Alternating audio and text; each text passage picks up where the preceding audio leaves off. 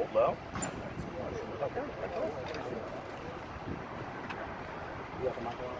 Do you mic check 1, 2, 3, 4, 5, 6, 7? Okay. Everybody ready? Everybody good? Good. Just before 9 a.m., we received a call with the fire department for a dwelling fire with a necessary rescue, at least one person inside the house.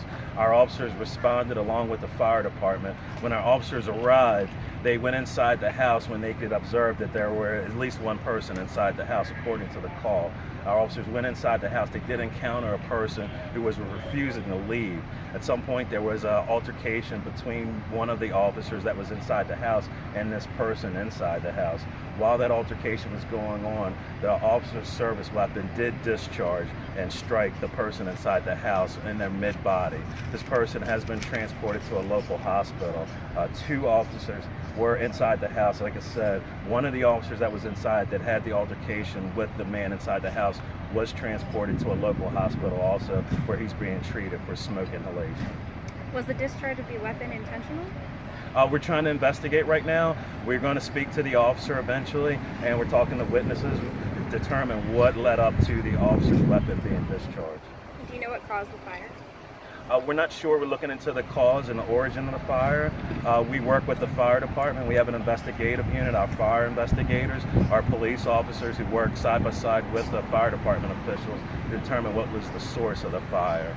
The man that was inside the house has been transported to a local hospital. One of the things that we'll look at to see is if there's a need for a mental health evaluation. Based on the information that we were gained, there was one other woman in the there was a woman in the house also. I'm not sure what the extent of her injuries are right now. She got out? She did. She was out of the house, yes. It was a working fire inside the house. I'm not sure the extent of the fire. Fire department officials would have to speak as to the extent of the fire, the amount of personnel that came, and how long the fire lasted, and how that fire was extinguished. It's my understanding it was extinguished quickly. There were 2 people inside of the home, a man and a woman.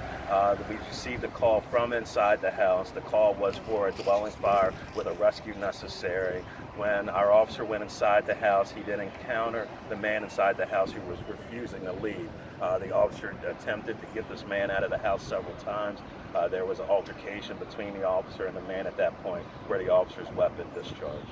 Their relationship with the man? I'm not sure about the relationship between the man and the woman inside the house. Do you know the condition of the man?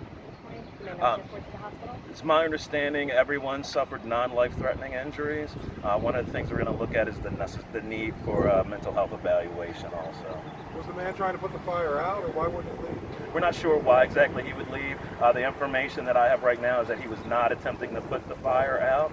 He just was not leaving the house. Our officers, the 2 officers that were inside the house, were attempting to get him out of the house, trying to do everything they could do.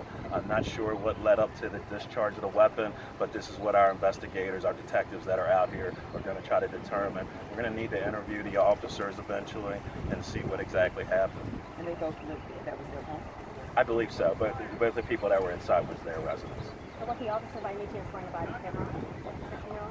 I believe the officer, at least one of the officers that were inside did have body camera footage. That'll be something that we would look at as a part of our investigation. You know the origin of the fire? Right now, our fire investigators are trying to determine the cause and the origin of the fire. Was the man combative when the officer showed up? The man was combative the entire time. When our officers showed up, they were attempting to ask him to leave. He was refusing to leave. The officers were intaking smoke. At that point, they knew they had to get out of the house and wanted to get everyone who was inside out, and the man was refusing to leave at that point. The one officer, he is being treated for smoke inhalation. There was a second officer that was inside. We're not sure right now what the extent of her injuries are, but at this point, she has not sought medical treatment right now. And the man eventually came out. Did he run out? Because he had to be transported to the hospital. How did that happen? So we're trying to determine what exactly happened, if the man ran out or if the officer assisted the man up to the corner of Pine Street and Solars. Medical personnel actually treated the man here on the corner at Pine Street and Solars So one of the things that we're looking into is to speak to neighbors to see if the man ran out or did the officer actually carry this man out this far.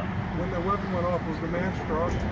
The man was struck. He was struck to the mid-body one time. It's our understanding right now nobody suffered any life-threatening injuries.